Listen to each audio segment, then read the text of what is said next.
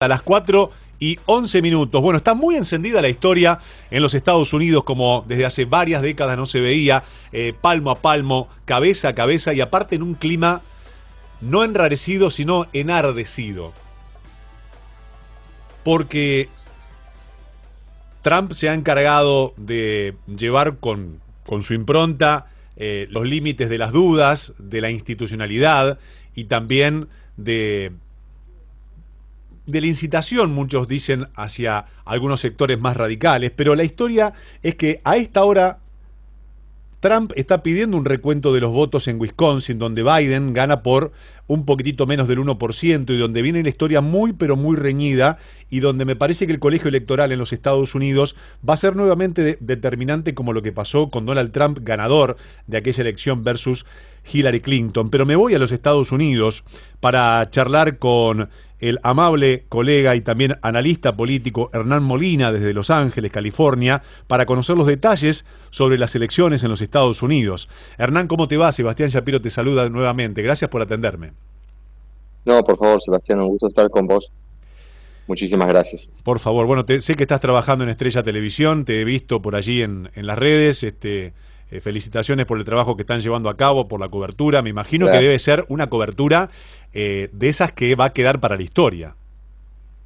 Mira, una cobertura que tuvo mucho de déjà vu, ¿no? De un sentimiento muy parecido a lo que pasó en el 2016, pero creo que la historia termina al revés del 2016. ¿Por qué? Porque, por ejemplo, en Michigan, donde Hillary Clinton perdió el estado, un estado que Obama había ganado 2 veces, que es Ujú. parte de lo que llama la pared de contención azul, o sea, la pared de los demócratas para mantener la Casa Blanca.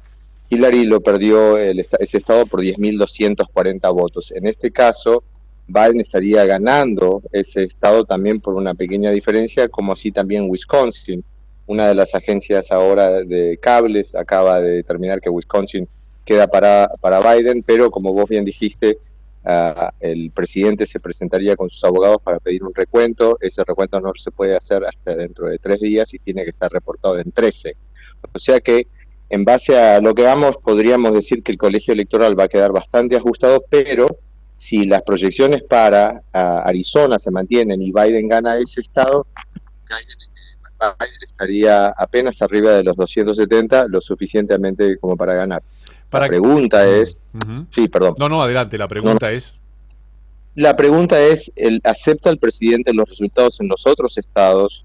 ¿Qué hacen sus abogados? ¿Los desafían esos resultados a través de un recuento? Y si esto después termina, si es que encuentra una manera de llevarlo a la Corte Suprema, porque no nos olvidemos que el presidente y los republicanos en el Senado se apuraron a nombrar un reemplazante de Ruth Bader Ginsburg y sentaron en la Corte Suprema a una conservadora que es Amy Coney Barrett, y se suponía, o al menos el presidente juraba, que iba a ser beneficiario para él porque teniendo una mayoría conservadora podían ayudarlo a ganar la elección, aunque haya perdido el voto popular, como lo hizo también en el 2016. Para la gente que no conoce a las dos caras, a Trump seguramente lo Uh-huh. conoce mucho más porque se estuvo hablando muchísimo, no solamente por lo que significa Donald Trump en su persona, Perdón. en sus decires, en la moda en el modo de encarar la política y ciertos temas. Y también Joe Biden. ¿Cuáles fueron los pilares fundamentales en los que apoyaron cada uno sus elecciones? ¿Desde dónde habló cada uno al electorado? Biden le habló a ese electorado y le recordó, ¿no? Le habló al electorado ese que siente que el presidente tuvo una muy mala performance con el tema del manejo del COVID. Le habló de que un mundo diferente y un país diferente es posible, sin caos, donde la opinión de los expertos es importante, y mientras que el presidente hacía todo lo contrario, ¿no? El presidente le hablaba a la gente de que ya estábamos pasando el COVID, a pesar de que todos los días de la semana pasada, incluyendo hasta el día de la elección, el presidente seguía repitiendo que habíamos pegado la vuelta y que ya el COVID se terminaba, y todos los días rompíamos récords en la cantidad de nuevos casos. Llegamos a tener 100.000 casos el sábado, teníamos 50.000 apenas hace 3 semanas atrás. Eso te da cuenta cómo se aceleró la pandemia. Ujú. Entonces, y obviamente el presidente hablaba de que la vacuna ya está prácticamente, que hay nuevos terapéuticos, que el COVID no es un gran problema, que estamos a punto de volver a la normalidad. y Biden les decía, no estamos ahí, podemos estar en una forma mejor, podemos tener un país donde no haya divisiones, porque una de las cosas que hizo este presidente, siendo un populista como lo es, al mejor estilo Chávez, diría yo, fue poner a unos contra otros, ¿no? O sea, Ahora, se ha dividido dividir al Estados país y para... Unidos, Hernán, discúlpame, se ha dividido Estados No. Unidos como yo nunca lo vi antes, porque es tan finita la brecha entre unos y otros, y aparte la Ujú. división ya ha tomado hasta ribetes de violencia. Bueno, no olvidemos los últimos casos de violencia hasta racial, ¿no? Pasa como, lo notás vos desde allí que la política también se encargó de generar, nosotros llamamos, aquí ya lo tenemos bastante manchado al tema, la grieta que nosotros muy Sí, bien decimos, que se ha profundizado con el tema político, que es sí, sí, más, sí, hablaba con un amigo que vive en los Estados Unidos y me dice, Sebastián, ya está pasando como en la Argentina, que algunas veces te encontrás en un bar, en un totalmente. club, en una cena con amigos y sale el tema de la política y es a veces hasta motivo de que pase a mayores. Sí, y acá hay familias que se han dejado hablar o gente Mira, que no invita a gente porque saben que son gente que apoya a Trump y viceversa, ¿no?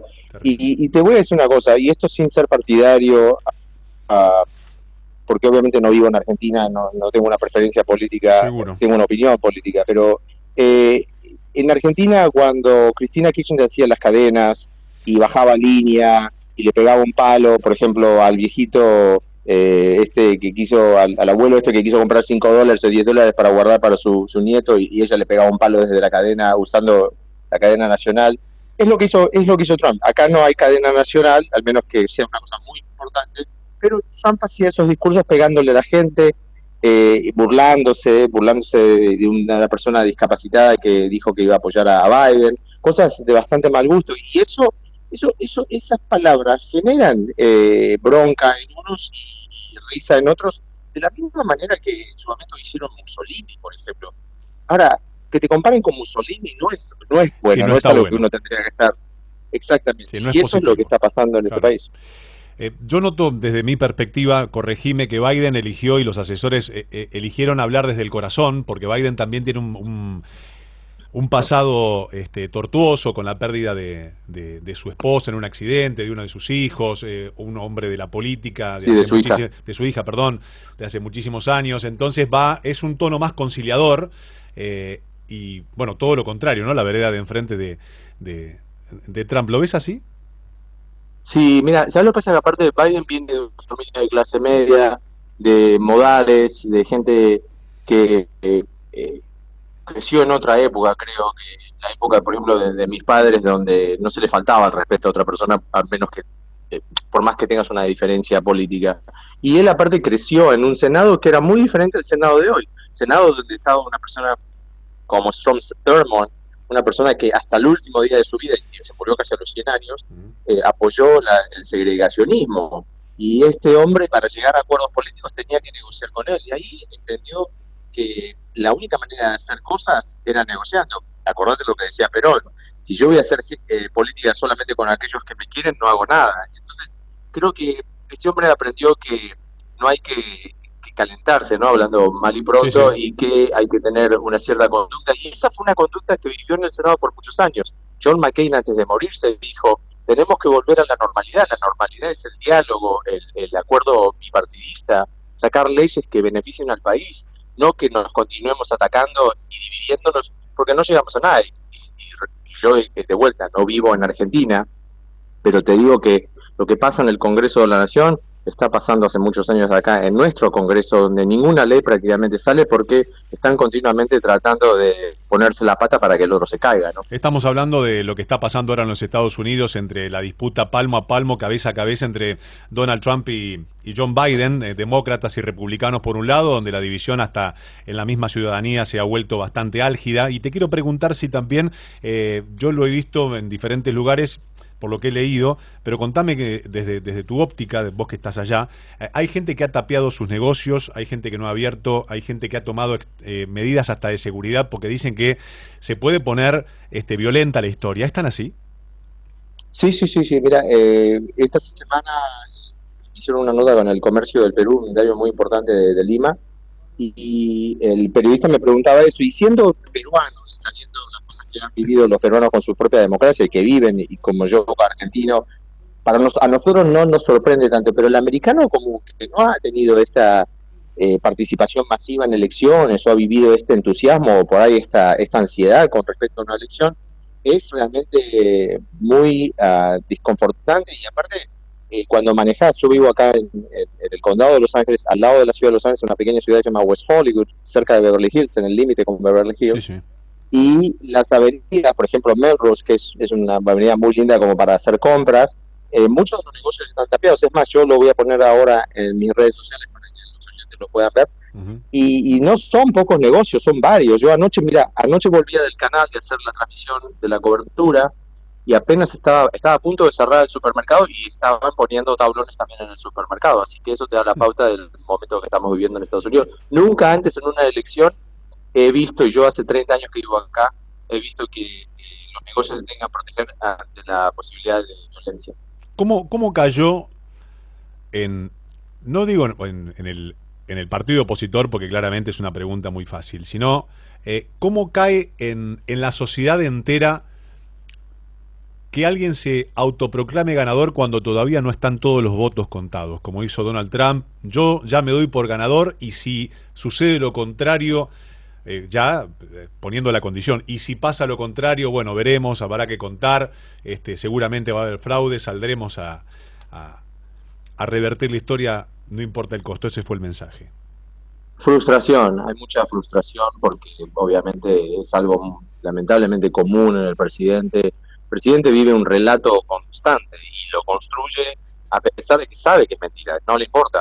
El Sí, sí, sí. presidente sabe que es Sabe efectivo que tiene que ir con y los lo tapones de sigue punta construyendo. Claro, patoterimente, claro, digamos, claro, claro. claro. No hay límites en lo que es capaz de hacer con tal de ganar. Su misma hermana lo dijo, o sea, en esa familia se han destruido mutuamente y los hijos de Trump también lo hacen. O sea que hay un patrón de conducta aquí, no es un hecho aislado. Por eso que mucha gente está resignada y están solo enfocados a que cuando se termine la elección y te termine de contar el colegio electoral, aunque Biden gane por un voto el colegio electoral, que tenga 270 o 71, es suficiente como para terminar con Trump. Yo no estoy tan seguro de que Trump va a desaparecer, una, porque rompe generalmente todas las estructuras y todos los patrones de conducta. Acá en Estados Unidos hay una tradición de que cuando un presidente pierde, se va a su casa y nunca más abre la boca o trata de no abrir la boca. Si se va de la Casa Blanca y ya tuvo dos términos, no puede volver a correr, pero si corrió un solo término y perdió el segundo, se puede volver a presentar. Y yo, aunque no ha pasado, yo digo, Trump tiene más de 80 millones de seguidores en Twitter. La gente que lo sigue lo ama como en una forma casi fanática. Uh -huh. ¿Por qué entonces no pensar que en 2 años Trump empieza a hablar de vuelta de presentarse o presentarse con su hija o hacer algo como lo que podemos llegar a esperar de Trump? Yo creo que esto todo es posible. Tengo tantas preguntas, pero me quedo con un par antes de las noticias. Hernán, estoy charlando con Hernán Molina, que es colega, trabaja en la televisión estadounidense en Los Ángeles y también es analista político. Y te quiero preguntar sobre el electorado latino, que tan preponderante ha sido en cada una de las elecciones. Y hablo del latino y me quiero meter en el puertorriqueño, cubano, mexicano y exclusivamente en el mexicano, donde le han pegado duro Trump con el tema del border, y, o sea, con la frontera, y con otros temas de visado, de trabajo. ¿Cómo ha jugado eso? Mira, hay diferencias de ubicación, de procedencia. Por ejemplo, los venezolanos, los cubanos, obviamente por su pasado reciente y en el caso de los cubanos por su larga data de anticastismo, han apoyado al presidente. Claro. Los nicaragüenses también por lo que está pasando con Ortega en Nicaragua. Pero eso es mayormente en la Florida, un estado crucial que Trump ha ganado. Acá en Los Ángeles, sobre todo en Nevada, han salido, y en Arizona también, un estado que ha ganado mucha preponderancia el Partido Demócrata, han salido a votar y en su mayoría han salido a votar por Biden. Uh -huh. Y la última, ¿cuándo se define esta historia? Mira, Wisconsin yo creo que se va a definir hoy, Pensilvania no se va a definir por ahí hasta el viernes o el sábado, por el ¿Wisconsin es Michigan. más importante que Pensilvania o ya a esta altura con este tema tan finito de los votos todo cuenta? Mira, en el mapa que yo creé, que lo puse en mis redes sociales, Hernán Molina TV, para si la gente lo quiere ver, Sí. yo puse Pensilvania del lado de Trump y si Biden gana Wisconsin, Michigan, se queda con Arizona, aparte de los otros estados que gana generalmente el Partido Demócrata, como por ejemplo California, Washington, Oregon y después los de la costa noreste del país, Connecticut, Nueva York, todo eso. Biden llega a los 271 en el colegio electoral y con eso gana. Bueno, veremos. Seguramente, Hernani, si tenés la diferencia, cuando esté la historia definida, como para dar también un panorama, te vamos a volver a hacer un contacto Sí, cómo no. para que tengas la gentileza y aparte el claro panorama que cada vez que tomamos contacto con Hernán nos brinda. Hernán, te deseo lo mejor. Gracias por atenderme. ¿Cuántas personas están trabajando en la tele en este momento? Cantidad, ¿no? ¿Cuánta gente han incorporado Cantidad, al equipo? no, sí, nosotros anoche éramos 4 conductores y 3 analistas políticos muy reconocidos acá en California. Y después, bueno, obviamente todo el equipo, teníamos 2 estudios que los habíamos básicamente pegados para poder tener la cantidad de espacio necesario en este momento del COVID, ¿no? Ahí va. Hernán, te mando un abrazo enorme a la distancia. Gracias por la atención de siempre. Muchísimas gracias, un gusto. Un gusto. Hernán Molina TV, así lo pueden seguir en Instagram. A Hernán Molina, quien es politólogo y además es colega periodista allí en Los Ángeles, California, mientras todavía se está dirimiendo la historia de quién será el próximo presidente de los Estados Unidos, si continúa un periodo más Donald Trump o será el demócrata Joe Biden para cambiar la historia.